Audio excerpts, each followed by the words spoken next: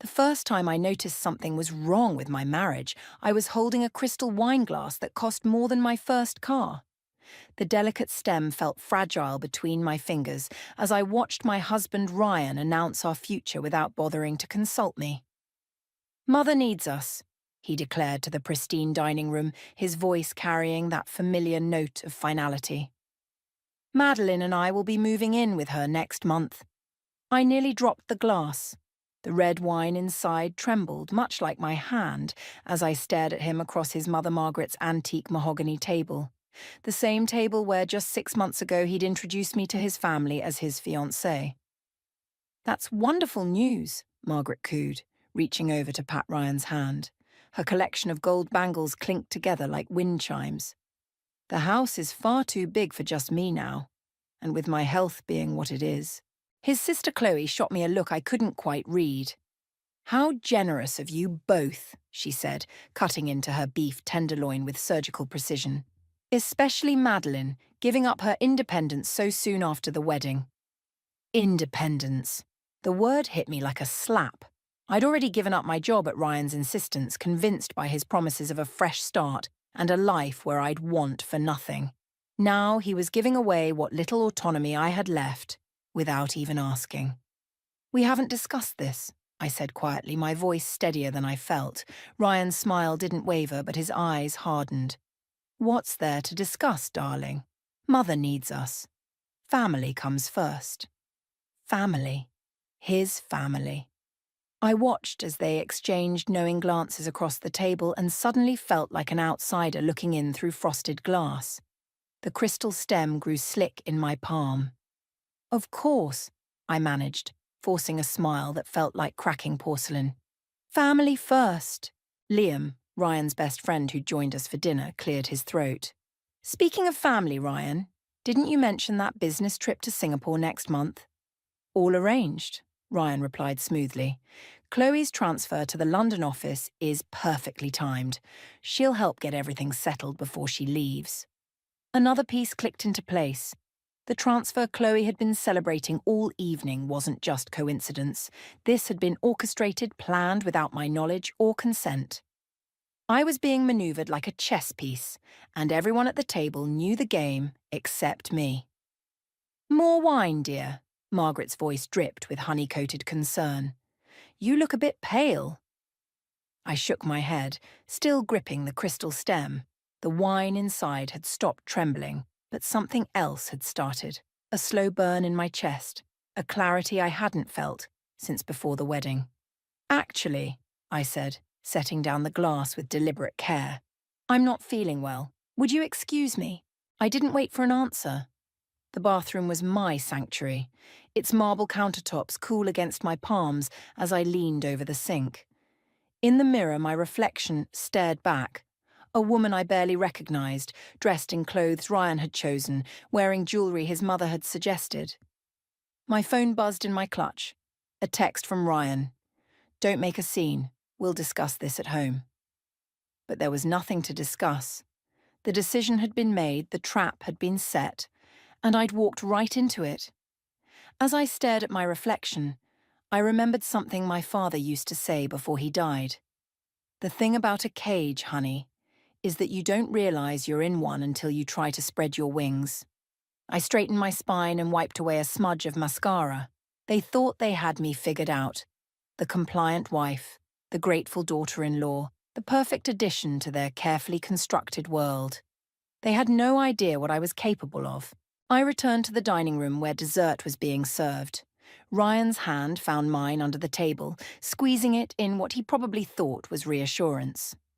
I squeezed back, smiled, and began to plan. Moving day felt like a funeral procession. I watched the movers carry our life into Margaret's Victorian mansion, each box another nail in the coffin of my independence. Ryan had already left for work, his kiss on my cheek as perfunctory as a handshake. "The East Wing will be yours," Margaret announced, her silk robe rustling as she guided me through corridors lined with oil paintings of stern-faced Carters. "Though of course you'll want to spend most of your time downstairs. The kitchen needs a woman's touch." I caught my reflection in a gilded mirror. Designer dress, pearls at my throat, everything perfect on the surface. 6 months ago, I'd been closing million-dollar deals. Now I was being shown where to store the good china. Mother prefers her tea precisely at 4, Chloe added, materializing beside us. She was dressed for the office in a sharp blazer and heels that clicked against the hardwood floors. And don't forget her evening medications, the schedule's on the fridge. I'm sure Madeline will manage beautifully, Margaret said, patting my arm. After all, what else does she have to occupy her time? The words stung like paper cuts, small, sharp, and deliberately inflicted. I smiled anyway, the expression feeling more like a grimace. I was thinking of looking for part-time work, actually. The silence that followed was thick enough to choke on. Oh, darling. Margaret's laugh tinkled like breaking glass. Ryan wouldn't hear of it. Besides, who would take care of things here? Before I could respond, Chloe's phone buzzed. That's my car. London calls. She air-kissed us both, the gesture not quite reaching her eyes. Don't worry, Madeline. You'll find your place. I watched her stride away, her designer handbag swinging like a pendulum, counting down the moments until my imprisonment would be complete. The first week passed in a blur of domestic demands. Margaret's needs were endless. Specific meals at specific times, daily walks in the garden, social calls that required perfectly arranged tea trays. Ryan came home late, if at all, citing market volatility and client meetings. One evening, as I was sorting Margaret's medications, Liam stopped by unexpectedly. I found him in the study with Ryan, their conversation cutting off abruptly when I entered. Madeline. Liam's smile seemed strained. How are you settling in? Wonderfully, I lied, setting down Margaret's evening tea. Everything's perfect. Perfect, Ryan echoed, not looking up from his phone. Mother mentioned you've been a bit distracted lately. The roast was overdone last night. The casual cruelty of it made my fingers twitch. I wanted to throw the teacup against the wall, watch the fine bone china shatter like my illusions about this marriage. Instead, I said, I'll do better tomorrow. That's my girl. Ryan finally looked up, his smile not reaching his eyes. Oh, and I'll be in Singapore next week. Mother's physical therapy appointments are in your calendar. Liam shifted uncomfortably. Ryan, maybe we should discuss. Nothing to discuss, Ryan cut him off. Madeline understands family obligations, don't you, darling?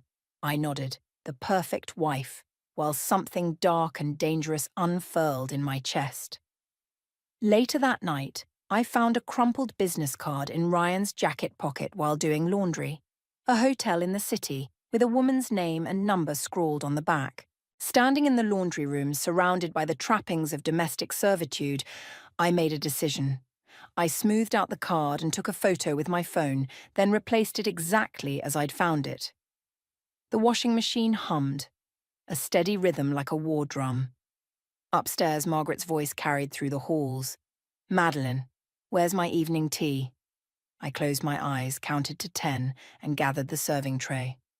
But as I climbed the stairs, I wasn't thinking about tea or medications or perfectly pressed linens. I was thinking about the small inheritance my father had left me, still untouched in an account Ryan knew nothing about. I was thinking about the hotel business card and all the other little threads I could start pulling until this perfect family tapestry unraveled completely. Coming, Mother, I called out, my voice honey-sweet. I wouldn't want you to wait. The hotel's elegant facade mocked me as I sat in my car across the street. Ryan's Singapore trip had been a lie, like everything else. I'd followed him here after he'd left another client dinner, watching him stride through those gleaming doors with the confidence of a regular guest. My phone buzzed. Margaret's name flashed on the screen, the 4th time in an hour. I silenced it, my hands steady despite the rage burning in my chest. The front desk clerk had been surprisingly helpful when I'd stopped by earlier, dropping Ryan's name and flashing the platinum credit card he'd insisted I carry for emergencies.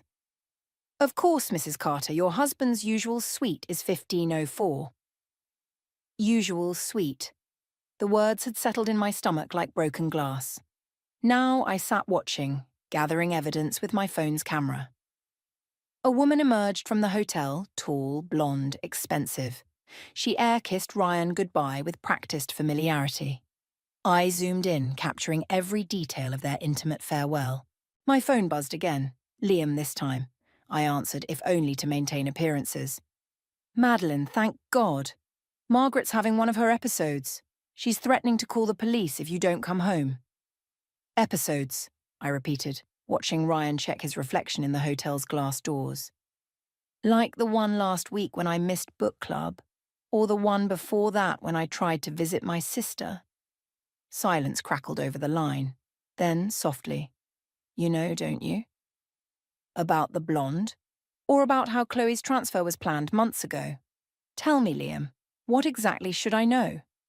It's complicated. No, I said, starting my car as Ryan's figure disappeared into the night. It's actually very simple, but you can tell Margaret I'll be home soon. Wouldn't want to upset the family dynamic. I drove home through streets blurred by unshed tears, but they weren't tears of sadness.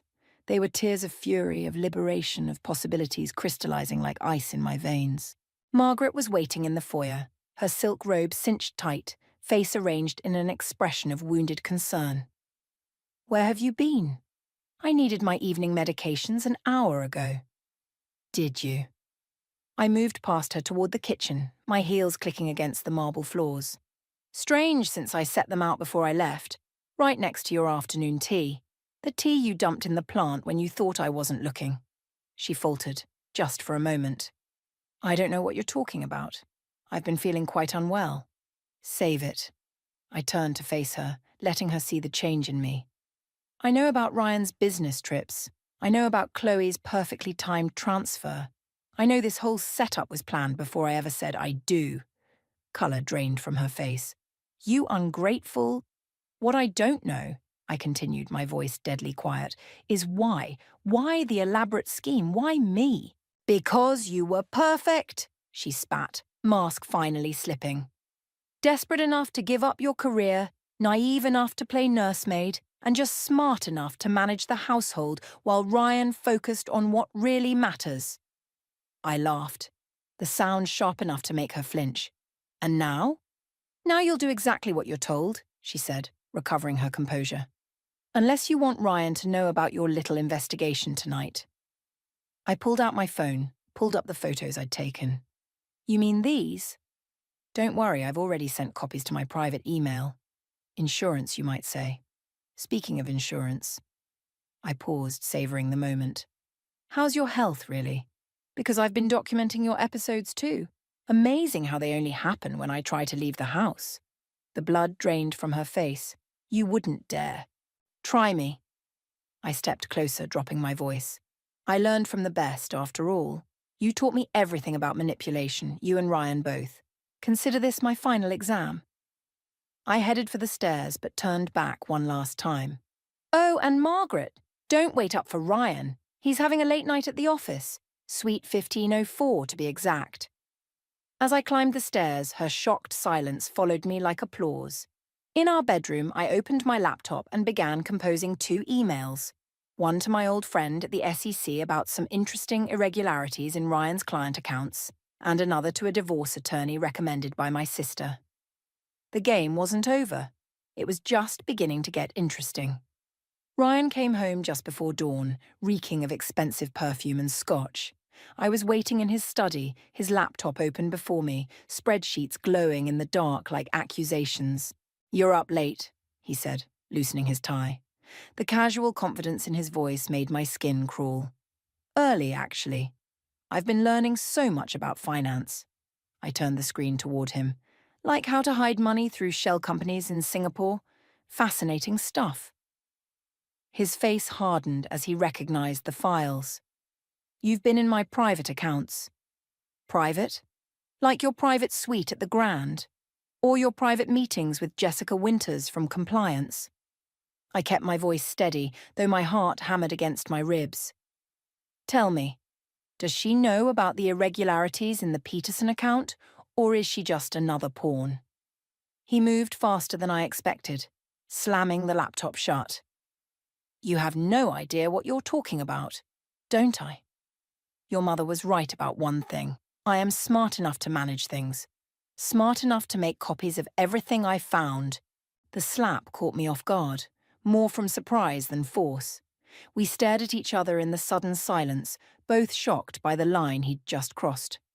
"Madeline," he started, his voice softening to that familiar, manipulative tone. "You're upset, I understand. But you're playing with things you don't comprehend." I touched my cheek, feeling it burn. "Like our marriage?" "I've given you everything," he said, pacing now. "A beautiful home, financial security, status." "You've given me a prison," I cut in, "with your mother as warden and you as the absent guard." His laugh was ugly. "And what exactly do you think you're going to do? Leave? With what money? What skills? You're nothing without this family." The words hit harder than his slap, because 6 months ago I might have believed them, but now they just fueled the fire. "That's where you're wrong," I said, standing. "I'm everything without this family, and I can prove it." "Is that a threat?" "It's a promise." A knock at the study door made us both freeze. Margaret stood there in her silk robe, face arranged in concern. I heard voices. "Is everything all right?" "Fine, Mother," Ryan said quickly. "Madeline and I were just discussing—" "How I'm leaving," I finished for him. "Tonight." The mask of concern slipped from Margaret's face. "Don't be ridiculous. Where would you go?" I walked to the door, pausing beside her. "You know what's funny? You both thought you chose me because I was weak. But you actually chose me because I'm exactly like you, willing to do whatever it takes to win." "If you leave this house," Ryan called after me, "you leave with nothing." I turned back one last time. "Check your email. I sent copies of those financial records to the SEC 10 minutes ago. You might want to lawyer up." His face went white. "You're bluffing." "Am I? I learned from the best, remember? You taught me all about leverage." I glanced at Margaret. "And you taught me all about patience. Consider this my graduation." I climbed the stairs to our bedroom, my legs shaking but my mind clear. Behind me, I could hear Ryan's panicked phone calls beginning, Margaret's shrill demands for explanations. I'd packed a small bag days ago, hidden in the back of my closet along with my father's inheritance paperwork and copies of everything I'd found. As I changed clothes, I caught my reflection in the mirror, the red mark on my cheek already fading, but something in my eyes burning brighter than ever. The woman staring back at me wasn't the same one who'd walked into this house 6 months ago. That woman had wanted to be loved. This one wanted justice. I picked up my bag and walked out of the Carter mansion just as the sun was rising, painting the sky in shades of revenge. The hotel room felt like neutral territory, though Liam's nervous pacing suggested otherwise. 3 days after my escape from the Carter mansion, he'd reached out, claiming he wanted to help. "The SEC investigation is moving fast," he said, running fingers through disheveled hair. "Ryan's being questioned tomorrow." I sipped my coffee, watching him over the rim. "And? And he's desperate. He's talking about pinning everything on you, claiming you were the one manipulating accounts, using his passwords without authorization." The coffee turned bitter in my mouth. "Can he do that?" "He already is. Margaret's lined up character witnesses, society friends who'll swear you were unstable, resentful of the family's wealth." He stopped pacing, faced me directly. "They're building a narrative that you orchestrated this as revenge for his affair."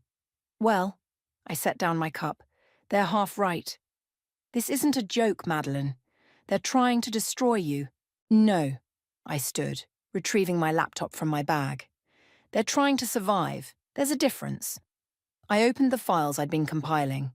Not just Ryan's financial records, but emails between him and Margaret dating back months before our wedding. Their careful planning, their assessment of potential wives, their strategy to secure someone who could manage Margaret's care while Ryan expanded the family business.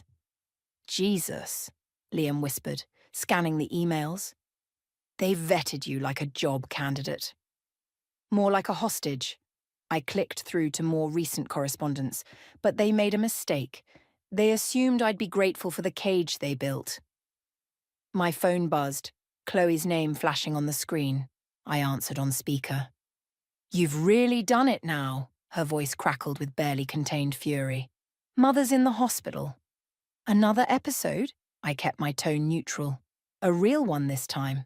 The stress you've caused. The stress of her lies being exposed, you mean? I interrupted. Or the stress of Ryan's fraud investigation? Silence stretched between us, then softer. What do you want? The truth. About everything. I met Liam's worried gaze, including what happened to Ryan's first fiancée. The sharp intake of breath on the other end confirmed what I'd suspected since finding old newspaper clippings in Margaret's study. That was an accident, Chloe whispered. Was it? Because those old articles suggest otherwise, and I bet the police would be very interested in reopening that investigation. You wouldn't. Try me. I ended the call, hands shaking slightly as I turned to Liam.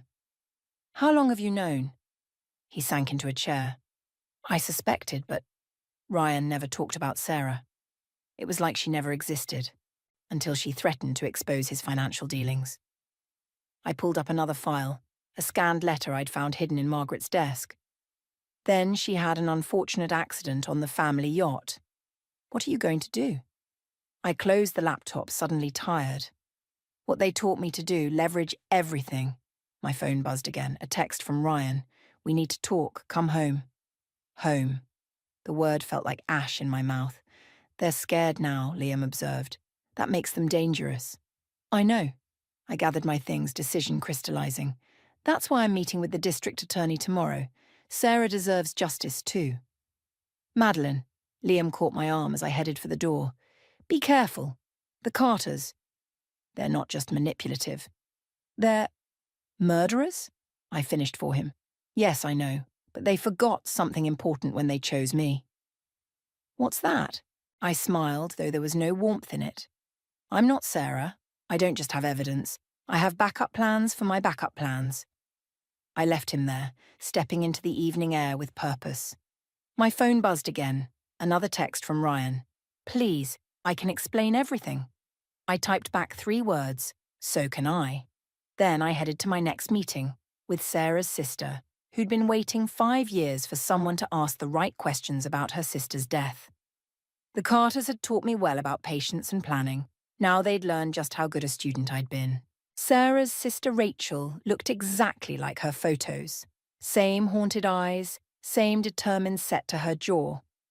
We met in a quiet corner of the district attorney's office, where the walls seemed to pulse with secrets. They'll deny everything, Rachel said, spreading out old photographs across the conference table. They always do. Not this time. I placed my own files beside hers. Financial records, emails, the letter that proved Sarah had known about Ryan's fraud before her death. This time we have proof. The district attorney, Helena Martinez, studied the documents with sharp eyes. This connects Ryan to financial crimes, but proving murder after 5 years... A knock at the door interrupted us. Liam burst in, face pale. They know, someone leaked. The lights went out. In the chaos that followed, I felt rather than saw someone grab my arm. The emergency lights flickered on just in time to see Rachel crumple to the floor. A security guard, not one I recognized, standing over her with a taser. Mrs. Carter, he said, his grip tightening. Your husband sent me to bring you home. I fought, but he was twice my size. Through the commotion, I glimpsed Helena unconscious at her desk, Liam nowhere in sight. The fake guard dragged me toward the emergency exit, my files scattered across the floor like broken promises. You really should have listened to Mother. Ryan's voice came from the shadows. He stepped into view, adjusting his perfect tie. Family matters should stay in the family. Like Sarah? I spat, still struggling. Was she family when you killed her? His smile turned cruel. Sarah was an unfortunate accident. You, on the other hand... He nodded to the guard. Take her to the car. Mother's waiting. They forced me into a black SUV, Ryan sliding in beside me. As we pulled away, I saw Rachel being loaded into an ambulance, Liam arguing with actual security guards. Your evidence is gone, Ryan said conversationally. The DA's office had an unfortunate break-in. Nothing was stolen, but some files were damaged in the chaos. My heart sank. You can't hide everything. No.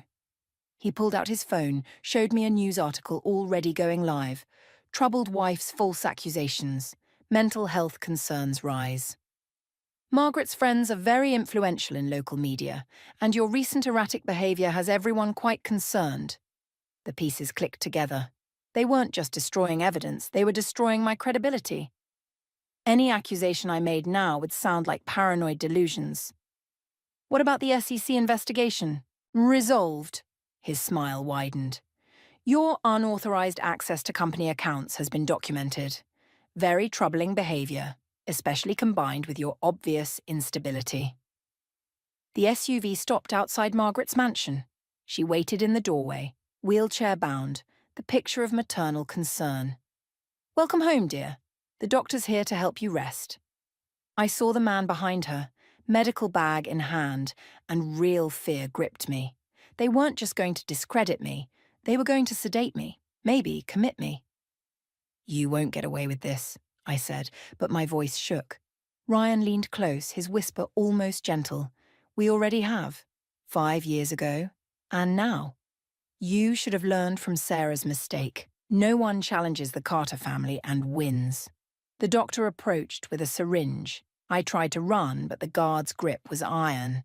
It's for your own good, Margaret called from the doorway. You're not well, dear, but we'll take care of you. Family always takes care of its own. The needle slid into my arm, and the world began to blur. As consciousness faded, I saw Chloe's car pulling into the driveway, her face a mask of concern for the witnesses surely watching. The perfect family, rallying around their troubled daughter-in-law. My last thought before darkness took me was of Sarah's letter, the one they hadn't found, still hidden in a safety deposit box under my maiden name. The one piece of truth they couldn't erase. If I survived this, they'd learn what real revenge looked like. But first, I had to wake up. The sedatives kept me compliant for 3 days, but they didn't know about my tolerance. Built up slowly over weeks once I'd discovered Margaret's private pharmacy. When clarity finally returned, I found myself in my old bedroom, now fitted with subtle but effective restraints on the windows and doors. A nurse watched me constantly, except during Margaret's daily visits. Appearances had to be maintained after all. It was during one of these visits that everything changed. Such a shame, Margaret sighed, wheeling herself closer to my bed. The doctors say you've had a complete breakdown. Paranoid delusions about Ryan, about poor Sarah. I kept my expression vacant, letting the pills they thought I'd taken do the talking. Sarah, I mumbled, had proof. Margaret's hand stilled on her wheelchair. What did you say? In the safety deposit box, I slurred, watching her face. The letter. Everything. She reached for the phone beside my bed, but I was already moving. 3 days of playing docile had lulled them into carelessness. I grabbed her wrist using her own momentum to trap her arm against the chair. You're hurting me, she gasped. Like you hurt Sarah. I pressed harder.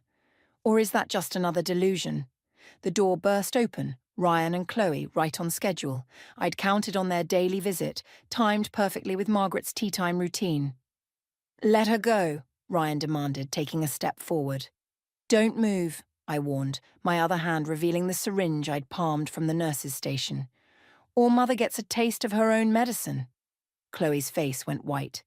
You're proving everything we've said about you. No, I cut her off. I'm proving everything Sarah said about you. All of you. I turned to Margaret.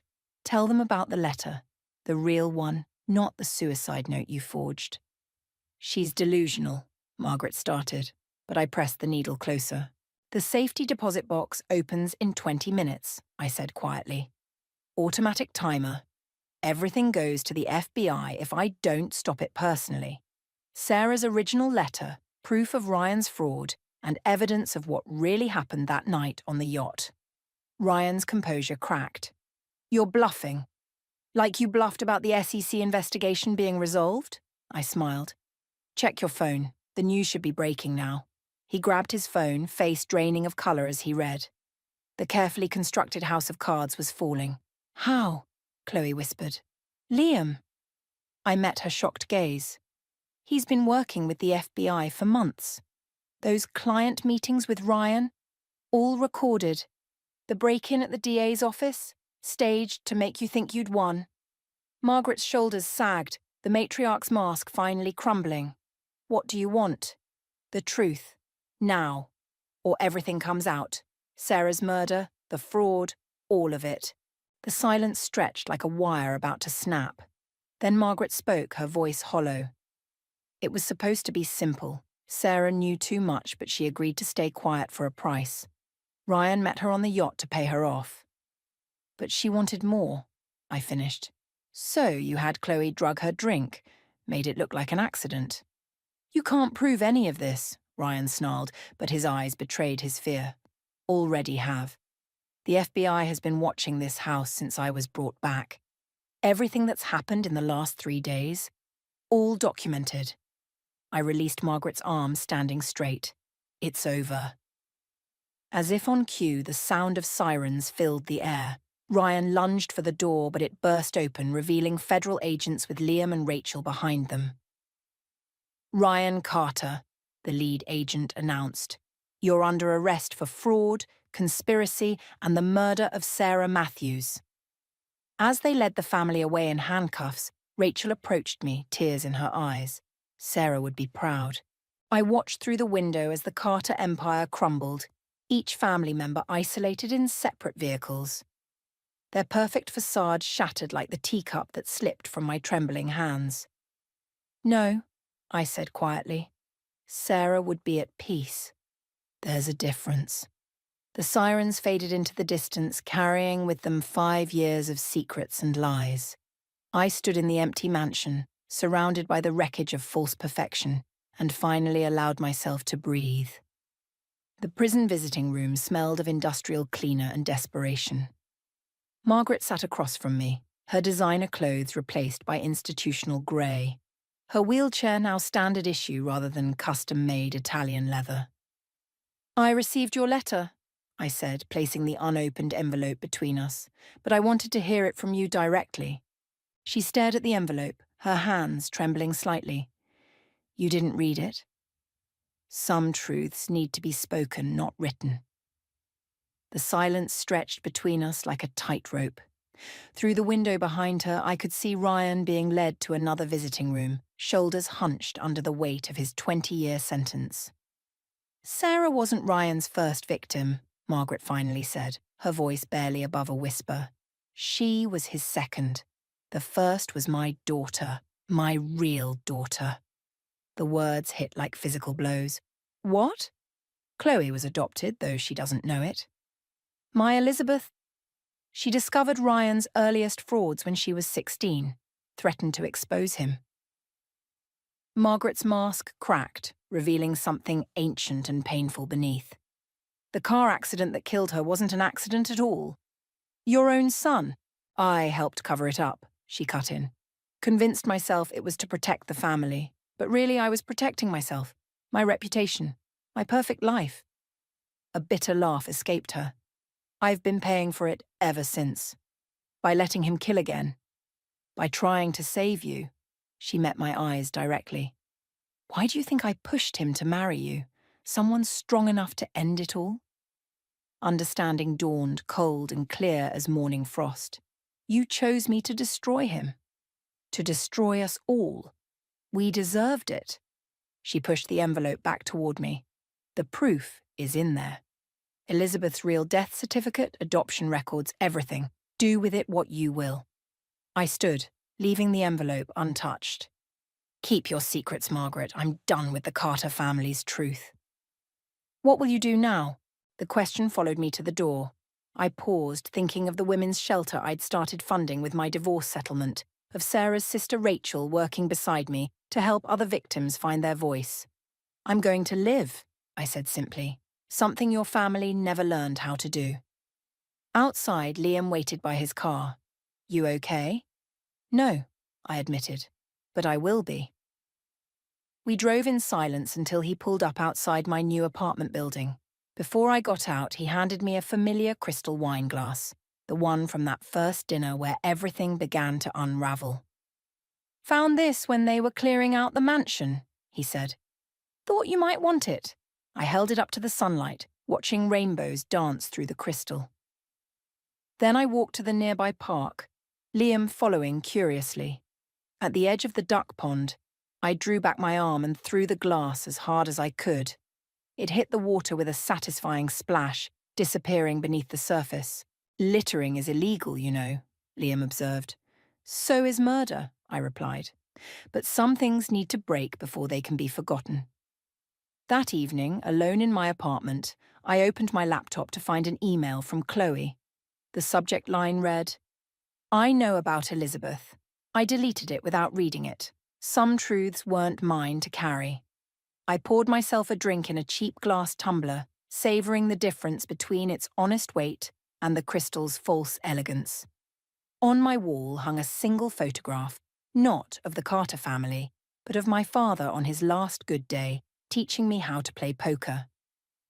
Always know when to fold, he'd said, but never forget how to bluff. I raised my glass to his memory, to Sarah's justice, to Elizabeth's ghost, and to my own reflection in the window, no longer a perfect Carter wife, but something far more valuable. Myself. The cheap glass made a dull clink against the windowsill, nothing like Crystal's musical ring, the sound of truth over perfection, of freedom over facade, of a story finally, completely, my own.